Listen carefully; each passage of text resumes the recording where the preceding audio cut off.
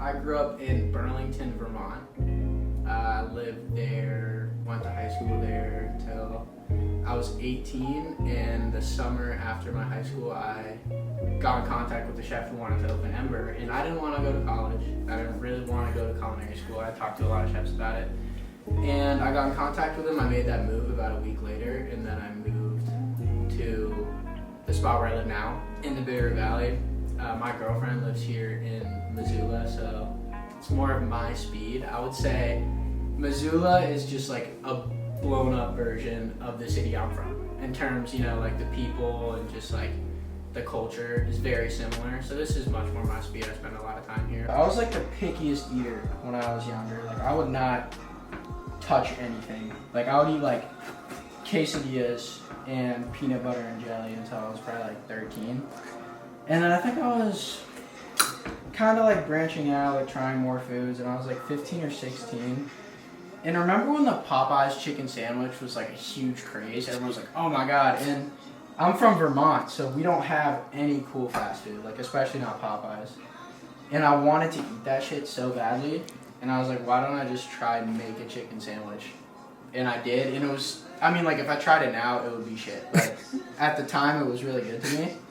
And I was like, wow, this cost me like $10. And it took like an hour, and it was better than any chicken sandwich I've ever had. It's like, wow, this is easy. So then I just kind of, it's a weird story, but after that, I was kind of just like, got a little more interested in just like making food at home. You spend so much money on like door dashing shit or like, you know what I mean? So it's a lot more cost effective and like tastes better. It tastes better, yeah, and it's like more rewarding. Yeah. Especially if you're cooking for someone like, this is like my favorite thing to do. Like that's why like I've cooked for Marley more than I've cooked for anyone, like more than I cook for myself, because it's like it feels good to like give someone a plate of food and they finish it, or like they're like, wow, that's so good, and you're like, don't laugh at me, like is it actually good? Like it's a great feeling, it's almost like, not to sound like sappy, but it's almost like a love language, you know what I mean, like being able to share that stuff. And like when I was younger, like I still lived with my mom, obviously. I didn't have a lot of money and she didn't have a lot of money, so like for her birthday or for Christmas I could never like get all these nice gifts or whatever, so I'd always just cook. It's like a good thing to do that, When I was in high school, I wanted more money, and people knew that I cooked. It was like my thing. I wasn't good at it, but I enjoyed it. So I actually sold food out of my dad's apartment. I just cooked in my house, and to be honest, I feel bad. It wasn't that good. If I knew what I knew now, it would have been so much better. I'm sure it was good food, but I was just selling chicken sandwiches and birria tacos and stuff like that. But yeah, that was cool, man. I had a few of my really close friends just come and help me cook, and we were all cooking in my dad's apartment, and they worked completely for free for 8 hours, and I just gave them a free meal. And yeah, that was awesome. Like I said, if I did it today, I would be so much more confident. I know I can think back to every mistake I did, and it still keeps me up at night. I'm like, oh my God, you didn't even season your consomme. Oh, you didn't do this, you didn't do that, and I just toss and turn over it. But I think that was a really cool thing. I had teachers at my school, and my chefs would come, and kids that I didn't really know but went to my high school or different high schools would come and buy food for me, and it was pretty awesome. So the restaurant I work at, they're really big on having a social media platform just for marketing,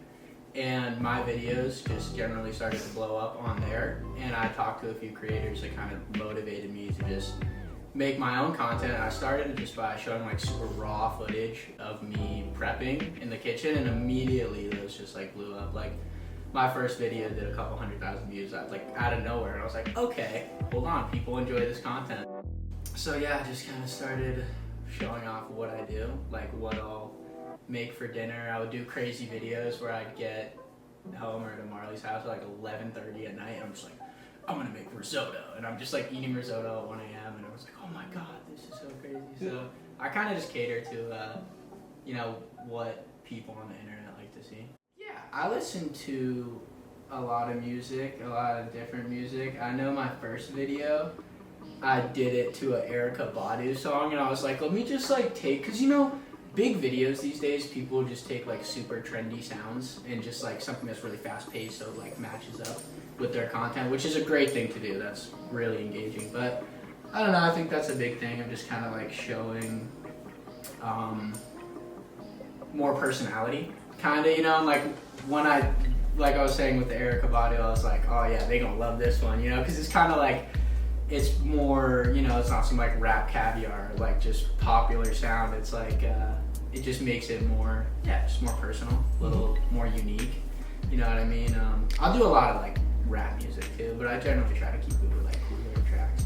I've only been really professionally cooking for like 3 years, and only like a year and a half or 2 years I've actually been like had a little understanding of what's going on, you know what I mean? So generally if you're composing a dish, you're just thinking about how you're gonna make something. I think about how it's gonna look first off before I do it, and then if I'm looking for inspiration, generally I'll just look at certain creators that I really like, or you know, I work with a great team of chefs that I can always ask questions to. I'll get a lot of inspiration from dishes that come out of our restaurant or come from my side of the grill, you know, whether it's something that I had a say in or just that my chef composed. You know, my world is surrounded by food, so it's really easy to kind of pick up on anything.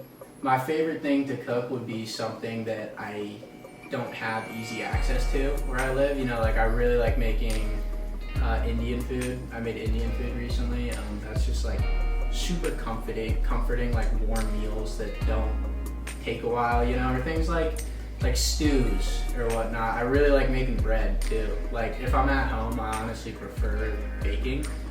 Making bread is super interesting to me. I've always been into that. But yeah, I'd probably say things, you know, like I made bagels one time here because I can't find, like I don't have my local bagel shop anymore, so it's just, you know, things like that, seeing if I can make it better or just to have that product that I have a lack of now. There's this thing in the restaurant industry called staging, which sounds crazy, but it's working for free. So you'll just go to really nice restaurants and just, you know, take a week or a month, you know, however long they need you or how well you perform, and you just work for free. You work for the experience is how you get paid. Like you can do it in like the highest, you know, like 3 Michelin star, 2 Michelin star, 1 Michelin star kitchen. So I've always thought about kind of doing that to like get experience, and then, you know, I'll have even like cooler things to show on the internet. I'm not just like making a breakfast burrito. I'm like doing like, you know, just having like cool techniques or something that like people haven't really seen or don't see a lot of, right. You know, but yeah, I don't know. I haven't really thought about end goal. It's kind of hard. I'm kind of someone who just kind of takes it day by day. You know what I mean? I'm very happy with, you know, working with the Ember team. That's been a great opportunity for me. That's the reason I moved out here. So for now, I really kind of just plan on staying there for a while, sticking it out, see if I can work up the ranks, you know, just doing what I can do there. I think for the future, I'm just thinking of kind of just continuing with the content.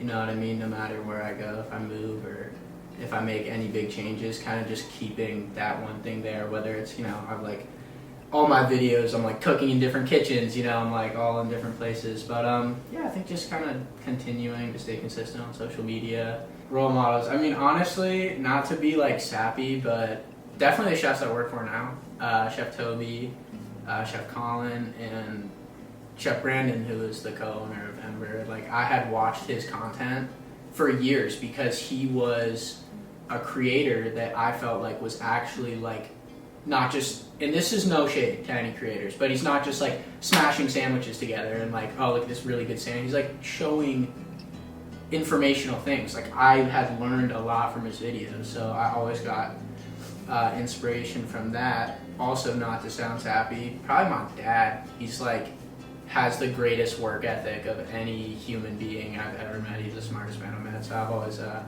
kind of lucky I got that from him, you know. So I get a lot of DMs of younger cooks that, you know, definitely my content, especially on Ember, makes me look like I'm a chef. And like these are my recipes, and like to be honest, I'm not. Obviously, I'm not a chef. I'm 20, and you know, like, and these are my recipes, but I'll get a lot of DMs of younger cooks that are like, hey, how did you first get started? You know, what what did you do? How do I take this next step? And it's hard to like give someone advice when I need advice. Like I don't even know yet. So I think I just want people to kind of take away that like it's not hard. You just got to do it. You just have to try whatever. If it's cooking or if it's whatever you're interested in, like videography or anything like that. Is kind of just taking the chance. I talked to my chef, and then a week later, I just drove across the country. I was like, I have nothing to do with my life. Let me just make something happen, and it's worked out for me. So I definitely I like I love that people of all ages watch me, but I definitely like to kind of really relate to like the younger side of like younger cooks or younger people who are really passionate about something the way I am. Everyone, especially at a younger age, probably struggles with things like that. I've struggled with things like that, and especially being on social media, that's such a hard thing because like there's a lot of negative comments, but it's just kind of about doing what you love and what makes you happy. And if you get to make the people around you happy too, that just makes you feel even better. It's even more of a reason to do it. So, be you, Centrics United.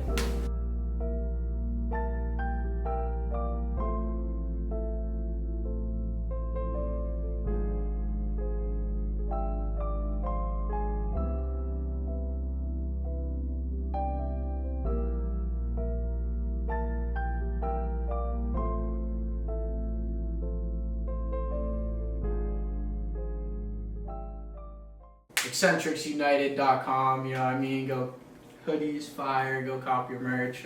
Is it merch? Not really merch.